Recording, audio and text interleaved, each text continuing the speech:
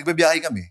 Siyempre, doon lang niya ako tinanong ni Coach Johnny kung anong team daw, kung anong school daw ang gusto ko sa Manila. Ano sinagot mo? Sabi ko noon, siyempre naririnig ko UST. Oo. UST, wala kaming TV na Siyempre, wala pa akong mga idea. UST. Ay, Coach, UST. Oo. Tapos pagdating ko ng Manila, kasi pagdating namin, dinala ako sa I think, ang laro noon, Ninoy. May laro? Ninoy Aquino. Tapos may laro pala yung team ni Coach Johnny that time, yung PCCR. Kasi that time, head coach siya sa PCCR. At the same time, hawak niya yung RPU. Oo. So pinaglaro niya ako ngayon. Mga player nun, sila Brian Ilad. Tapos maalala ko yung nag-San Beda, si Coach Brit. Nabutan ko doon, Reroma.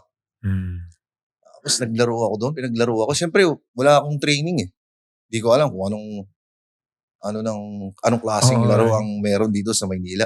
Ang alam ko lang, province Pero kumpiyansa ka? Kumpiyansa, yun lang ang aking Bit-bit. Kumbaga, yun lang ang aking pinangawakan Na ikaw yung magaling sa inyo. Oo. Sa gulat ako ngayon, nung kalabang ko, yung Ateneo. Sila, Kramer, sila JC. Intal. Oo, so kinain ako napahiya ako. Sabi ko kasi, gusto ko na umuwi. That time Uwi ka na. Hindi ko kaya yung Maynila. Oo, yung laro dito sa Maynila. Parang, tapos akala ko, ako na yung pinakamalaki. Siyempre, ako yung pinakamalaki. Pero, matangkad. I mean, hindi naman. Feeling mo, kaya mo. Oo, matangkad lang. Pero, nung laro ko nagulat ako sa mga player, ang lalaki. Tapos yung mga may mga muscles sila. Tapos ang gagaling. Yung skills ko, tapos yung skills nila ang layo. Kumbaga nagulat ako. Sabi ko, kala ko yung pinakamagaling sa Quezon. Pag-akit ko ng Manila, ako pa pala yung pinakamahina. Oo, ganon. So yun, nagulat ako nung Tapos Uwi ka na. Oo, kinumbins ako ni Coach. Sa una lang yan, ganyan. Sa una lang. Siyempre, nagulat lang ako Pero talaga yung yung malakas talaga yung loob ko. Positive pa rin. Oo, kumbaga. Nagulat ka lang talaga. Overwhelmed ka. Kasi nga, buong buhay parang mo. nagulantang, no? Barangay level yung laro. Kung pinakamagaling. MVP. Tapos then organized basketball.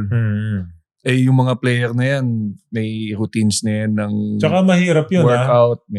Kinabukasan, pagka-recruit sa'yo, diretso ka na sa laro. Ikaw, yan ang ginawa mo diretso laro ka. After ng aeroplano. Di ba? Injury. Injury. After guesting. So, ang pinangugutan mo lang ng lakas is yung drive mo pa rin to play basketball. Kasi kailangan ko talagang ma-reach yung PBA. Kasi lahat kasi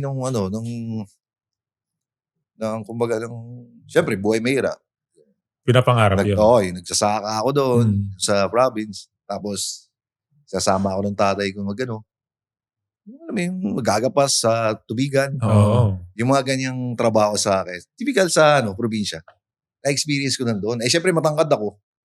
Yung maggugupit ka ng pala, yung yelo. Masakit sa balakang yun. Masakit sa likod kasi nakayuko ka kasi 7 to 4 yata yun Siyempre, after ng mga 1 or 2, sobrang init na nun. So, na-experience ko yung mga yun. So, kaya, nilagay ko sa mindset ko, tinrabaho ko na maging player.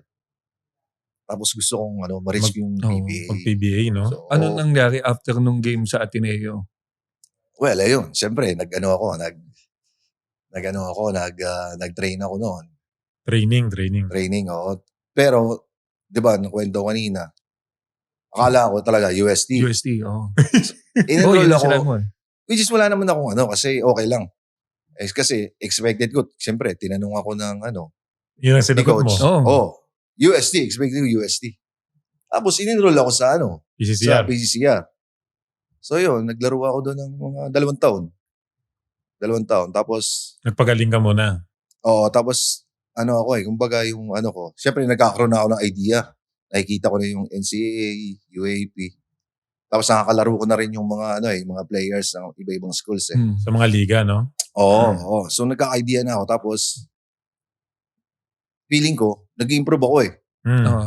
Tapos siyempre, inaano ko, visualize ko yung yung mga league eh, yung nilalaroan ko. Kung marireach ko kung mag-stay ako dito, makapag-PBA kaya ako. So yun yung mindset ko doon eh. So sabi ko, hindi ako mag-PBA pag dito lang ako maglalaro. Kusa kasi yung liga noon eh. Tapos yung NC, tapos UAP. Hindi ako mag-ano. So, nag-try out ako ng Actually, hindi pa, bago ako mag-FPU, nag-try out muna ako kay Coach Caloy. Kasi si Coach Caloy yung may hawak sa St. Benilde before. Okay. NCAA. So, yun. Nakuha ako doon nung nag-try out ako. As in, mag-enroll na ako doon. Tapos ito si Brian Ilad. Kasi kasama ko siya sa PCCR eh. Sabi niya, bro, gusto mo try out tayo sa FEU. So ngayon, sumama ako, tinry ko. So yun, that time nga, parang hindi niya pala nila kukunin eh, that time eh. Parang si Brian Ilad. Kukunin ng FEU. Oo. Well, kahit naman nung sabi ko sa sarili ko, wala namang mawawala kasi kumbaga, na ako eh. Mag-enroll na ako nung sa Benilde. So yun, nung mag-enroll na ako ng St. Benilde, tumawag ngayon sa akin si FPU. Kung pwede, dito ako na kasi sakto naman. Last year ni Arwin Santos. Kumbaga, siyempre lumaki ang ulo ko. Arwin Santos eh, kumbaga. Arwin Santos. Siyempre, that time. Ikaw papalit, parang gano'n. Siyempre, kung isipin mo, di ba, Arwin Santos yung pwede mong siyempre, gano'n ang sasabihin ni Coach Bert eh.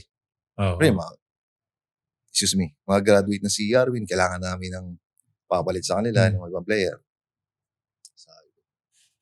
Inisip ko rin, ang sa mindset ko rin noon that time, mas maraming naglalaro